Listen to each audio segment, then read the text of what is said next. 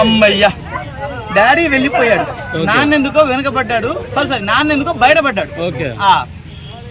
అంటే రియాక్షన్ ఏం లేదు, నాన్నెందుకో బయటపడ్డాడు. అయ్యో మరి లోపల కూతుర్లు వాళ్ళ ఇదేంటి పరిస్థితి? ఏముంది ఉన్నాడు కదా మన ఇమానుల్ అన్న. ఓకే, ఆ తర్వాత చాలా మంది గట్టిగట్టాలు ఉన్నారు, చూసుకుంటారు. ఈసారి తనుజ కూడా మళ్ళీ చాలా ఫీల్ అయింటారు. ఏడ్చింది కదా తనుజ, ఏడ్చింది. వేరే అమ్మాయి ఏడవాలి బ్రో, ఏడవక ఏం చేస్తారు మరి, ఇంకేం చేస్తారు చెప్పండి. సుమన్ చెట్టు కూడా ఏడ్చారు కదా, టాబ్లెట్స్ ఇంకెవరు ఇస్తారు నాకు పెద్ద దిక్కు ఎవరు అని.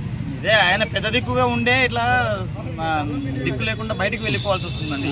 అలా పెద్ద దిక్కు అని చెప్పేసి జనాల్లో ఏంటంటే అట్లా జనాల్లో పోర్ట్రే చేశారు. అంటే ఈయన గేమ్ ఆడడం లేదు, ఈ సెంటిమెంట్లు పెట్టుకుంటున్నాడు, బాండింగ్లు పెట్టుకుంటున్నాడు, ఆ తర్వాత సంథింగ్ సో అని చెప్పేసి ఆయన్ని పంపించడం జరిగింది.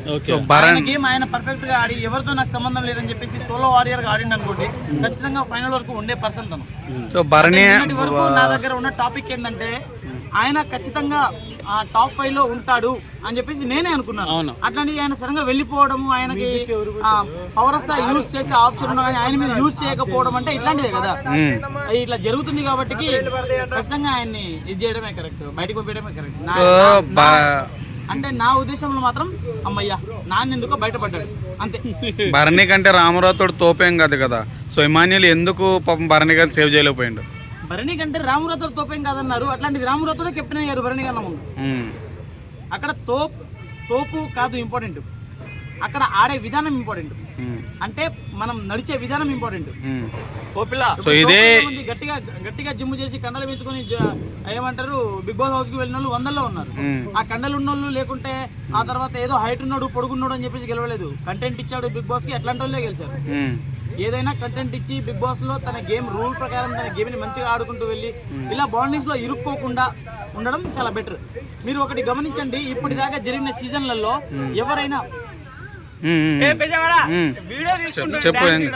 రామురాథోడ్ కన్నా తోపేం కాదు అని చెప్పి చెప్తున్నారు. కానీ నా దృష్టిలో నా ఉద్దేశం ప్రకారం భరణి గారి కన్నా ముందు కెప్టెన్ రామురాథోడ్ అయ్యారు.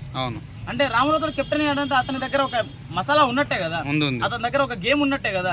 అట్లాంటి గేమ్ ఉన్నప్పుడు రామురాథోడ్ భరణి కన్నా పెద్ద తోపు కాదని మీరు చెప్తున్నారు, తోపని నేను చెప్తున్నాను, అంతే తేడా.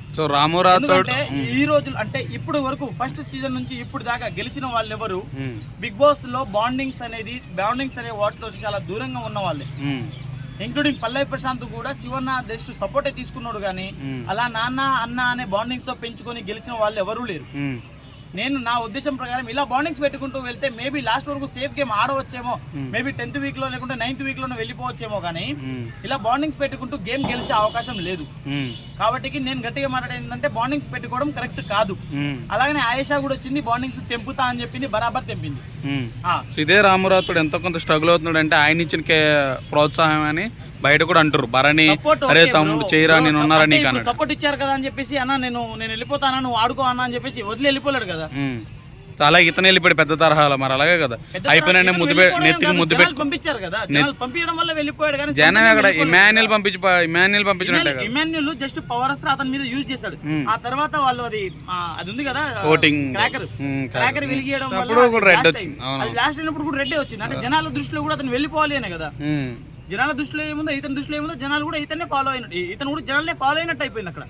అంతే, ఒకవేళ ఇతనికి గ్రీన్ వచ్చి అతనికి రెడ్ వచ్చింది అనుకోండి, అప్పుడు ఇమాన్యుల్ పంపించాలని చెప్పి ఇమాన్యుల్ మీద పగబట్టొచ్చులే. కానీ ఇమాన్యుల్ పంపించిన దానికి జనాలు చేసిన దానికి ఒకటే ఉంది కాబట్టి మ్యాచ్ అయింది, మిస్ మ్యాచ్ అయి ఉంటే మనం బాధపడేటోళ్ళం.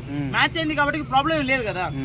సో ఇమాన్యుల్ పంపించడం లేదు, క్లారిటీ లేదు అన్నావు కదా, అందరూ ఏడ్చారు. ఇమాన్యుల్ మాత్రం లైట్ తీసుకుని కొంచెం దూరంగా ఉన్నాడు. దూరంగా ఉన్నాడంటే కొంచెం గిల్ట్ ఫీల్ అయ్యిండు, ఎందుకంటే అన్న నేను కాపాడలేకపోయినా అని చెప్పేసి కొంచెం గిల్ట్ ఫీల్ అయింది అంతేలే. కానీ ఇమాన్యుల్ అతన్ని పంపించడం ఇచ్చేయడం ఏం ప్రాబ్లం అట్లాంటిది ఏం లేదు. అని కొంచెం అతనికి కూడా బాధ ఉంటది, మగవాడు బాధని కొంచెం బయట చూపించలేడు అంతే. అమ్మాయిలు అయితే బోరును కూర్చొని ఏడుస్తున్నారు కానీ అబ్బాయిలు చాలా తక్కువ ఏడుస్తారు. అబ్బాయిలు ఇమాన్యుల్ హౌస్ లో ఎంతవరకు నవ్వించాడో అంతవరకు ఏడ్చిన పర్సన్ కూడా ఇమాన్యులే, అది నేను ఒప్పుకుంటా. కాకపోతే ఇమాన్యుల్ అక్కడ ఏంటంటే కొంచెం స్ట్రాంగ్ ఉండాలి, నేను మళ్ళీ వీక్ అవ్వద్దు. సరే అన్న నేను ఇతను బెస్టే అన్నప్పుడు ఇతనికన్నా ఇతను బెస్ట్ అనిపించింది అతనికి, దానివల్ల ఇతన్ని కాపాడడం జరిగింది, అతన్ని పంపించడం జరిగింది అంతే అక్కడ.